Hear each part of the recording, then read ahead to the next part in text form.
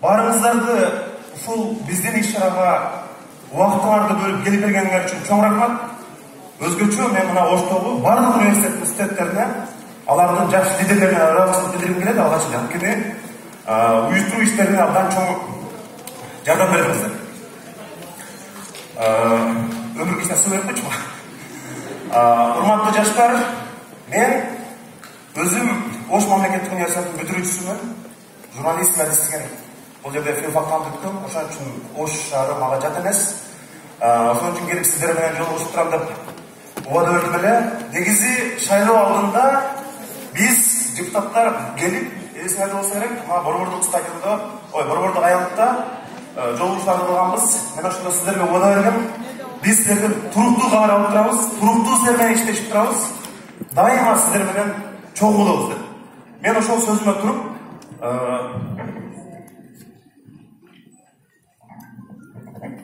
достар, толкунуп кеттим да. Сиздерди ошол дайыма мына парламентке баргандан бери мен өзүмдүн убадама туруп, шайлоо алдындагы бардык убадаларымды аткарууга аракет кылып келатам. Эң биринчи кезекте мен жаштарга тынбай келип турам дедим эле. Мына Ош шаарында биз такай келип турабыз. Өткөндө студенттик жатаканаларды кыдырганбыз. ОГИПге бардык, Ошмуга, Ош технологиялык университетине барып жүрөбүз. Урматтуу жаштар, биз сиздер менен баягы өрдөктүн өзү чөлдө болсо дагы көзү көлдө дегендей, биз сиздер менен дайыма такай байланышта болуп турууга аракет кылып атабыз. Эң башкысы, мен жаштардын атын ушул парламентте уят кылбай, дайыма принципте туруп, кандай гана саясий оор кырдаалдар болбосун, жаштардын атынан баргандан кийин уят кылбай, дайыма принципиалдуу маселелерде мен ушул эл тарапта болуп, сиздердин үнүңүздөрдү, сиздердин сөзүңүздөрдү парламентте жеткирип жүрөм.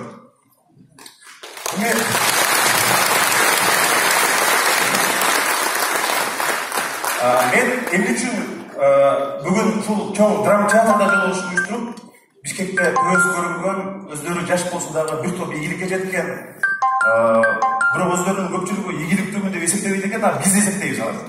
Мына ошого карабай менин чакыруума жок дебей, бул менин эле чакыруум эмес, урматтуу жаштар, бул сиздердин чакырууңуздарга. Өткөндө Ош мамлекеттик университетинин жатаканасында жолугушууда ошол студенттер айткан адамдар, инсандар бардыгы Бишкектен атайын сиздер үчүн келип берип отурат. Мен сиздерге дагы чоң рахмат айтып койгум келет. Бүгүн дүйнө абдан тездик менен өзгөрүп атат, урматтуу жаштар.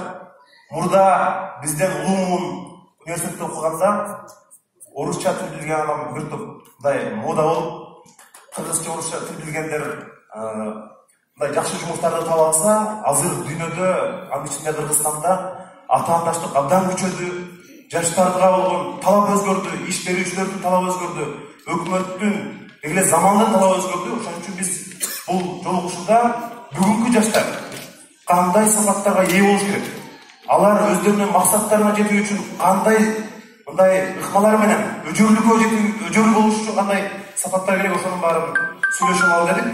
Мен өзүм чыгып алып баруучу болуп, мен ушул жерде алып барып суулар конкурсун, КВНдердин баарын ушул жерде өткөрчүбүз.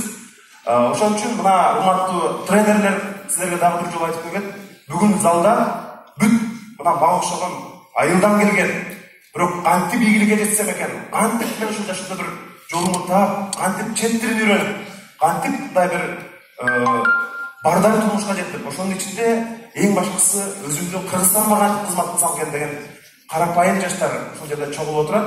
Анда эмесе, урматтуу достор, мен алгачкы сөздү ушул өзүбүздүн агабыз бир канча мамлекетте, Кытайда дагы, Жапанда дагы, башка мамлекеттерде окуп келген, 7 тилде эркин сүйлөгөн коомдук активист, коомдук ишмер деп айтып жүрөбүз. Өзүнүн бир топ мындай көз караштары бар. Сейтел Качкынбаевды чакырайын, Сейтел агай сиз баштап берсеңиз.